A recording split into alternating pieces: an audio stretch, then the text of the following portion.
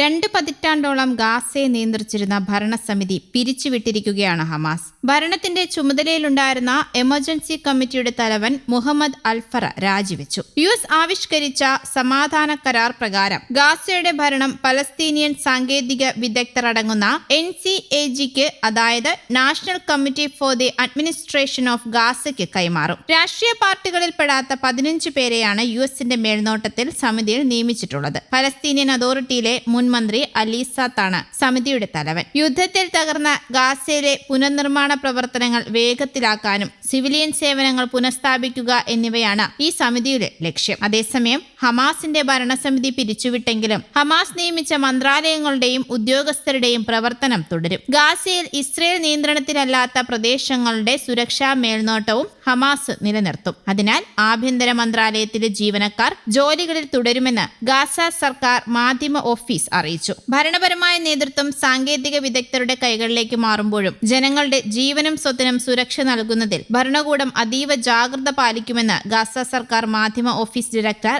ഇസ്മായിൽ അൽതാഫ്ത വ്യക്തമാക്കി. ഇസ്രയേലിന്റെ അധിനിവേശത്തിന് നൽകുന്ന എല്ലാ ഒഴിവുകഴിവുകളും ഇല്ലാതാക്കുകയാണ് ഈ നീക്കത്തിലൂടെ ലക്ഷ്യമിടുന്നതെന്നും വ്യക്തമാക്കിയാണ് ഹമാസ് ഗാസയിലെ ഭരണം അവസാനിപ്പിച്ചത്. പുതിയ കമ്മിറ്റിയുടെ പ്രവർത്തനം സുഗമമാക്കാൻ പൂർണ്ണ പിന്തുണ നൽകുമെന്ന് ഹമാസ് വക്താവ് ഹാസം ഖാസിം പറഞ്ഞു. ഗവൺമെന്റൽ എമർജൻസി കമ്മിറ്റിയുടെ തലവൻ മുഹമ്മദ് അൽഫറ ഔദ്യോഗികമായി രാജി സമർപ്പിച്ചതായി ഹമാസ് നിയന്ത്രണത്തിലുള്ള സർക്കാർ ഓഫീസ് മേധാവി ഇസ്മായിൽ അൽതാഫ്ത സ്ഥിരീകരിക്കുകയും ചെയ്തു. 2025 ഒക്ടോബറിൽ ട്രംപ് മുൻകൈയെടുത്ത് രൂപീകരിച്ച ബോർഡ് ഓഫ് പീസാണ് ഈ ഭരണമാറ്റത്തിന് ചുക്കാൻ പിടിച്ചത്. 2007 ഗാസയുടെ ഭരണം ഹമാസിന് ലഭിച്ചത്. 2 വർഷം നീണ്ട യുദ്ധത്തിനൊടുവിൽ കഴിഞ്ഞ October 10 US president Donald Trump ആവിഷ്കരിച്ച പദ്ധതി പ്രകാരം ഗാസയിൽ വെടിനിർത്തൽ പ്രാബല്യത്തിൽ വന്നത്. ഹമാസ് കേന്ദ്രങ്ങളെ ലക്ഷ്യമിട്ട് ഇസ്രയേൽ ആക്രമണം തുടരുന്നുണ്ട്. കരാറിലെ ചില വ്യവസ്ഥകളെ ചൊല്ലി ഇസ്രയേലും ഹമാസും തമ്മിലുള്ള അഭിപ്രായ വ്യത്യാസങ്ങൾ തുടരുന്നതാണ് ഇതിന് പ്രധാന കാരണം. ഹമാസിനെ പൂർണ്ണമായും നിരായുധീകരിക്കുക, ഗാസയിൽ നിന്ന് ഇസ്രയേൽ സൈന്യത്തെ പൂർണ്ണമായും പിൻവലിക്കുക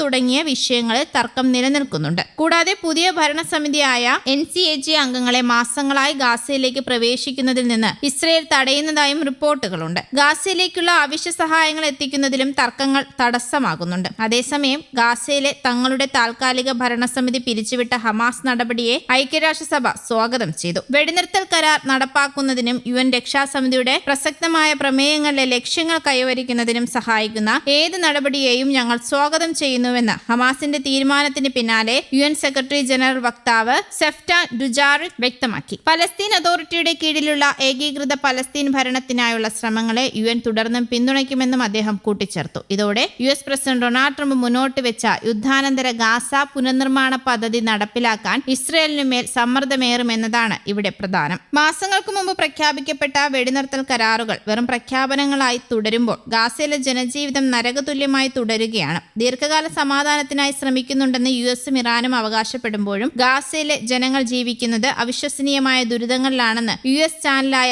CNN റിപ്പോർട്ട് ചെയ്തിരുന്നു. ഒക്ടോബറിലാണ് ഇസ്രയേലും ഹമാസും തമ്മിൽ 2 ഘട്ടങ്ങളായുള്ള സമാധാന കരാർ ഒപ്പുവെച്ചത്. വ്യവസ്ഥകൾ പരസ്പരം ലംഘിച്ചതായി ഇരു വിഭാഗവും കുറ്റപ്പെടുത്തുന്നുണ്ട്. ഗാസയുടെ 70% പ്രദേശങ്ങളുടെ നിയന്ത്രണം സൈന്യം ഏറ്റെടുത്തതായി ഇസ്രയേൽ പ്രധാനമന്ത്രി ബെഞ്ചമിൻ നെതന്യാഹു പ്രഖ്യാപിച്ചു. വെടിനിർത്തൽ കരാർ ഒപ്പിട്ടതിനു ശേഷം മാത്രം ഇസ്രയേൽ നടത്തിയ ആക്രമണങ്ങളിൽ 1059 പേർ കൊല്ലപ്പെടുകയും 3429 പേർക്ക് പരിക്കേൽക്കുകയും ചെയ്തതായി പലസ്തീൻ ആരോഗ്യ മന്ത്രാലയം വ്യക്തമാക്കിയിരുന്നു. ഒക്ടോബറിന് ശേഷം പ്രതിദിനം ശരാശരി 1 കുട്ടിയെന്ന നിലയിലാണ് ഗാസയിൽ ജീവൻ പൊലിയുന്നത്. ഗാസയിലെ കുട്ടികളെ ബോധപൂർവം ലക്ഷ്യമിടുന്നതിലൂടെ ഇസ്രയേൽ വംശഹത്യ തുടരുകയാണെന്നാണ് UN കമ്മീഷൻ കണ്ടെത്തിയിരുന്നത്. News desk Kerala Kaumudi.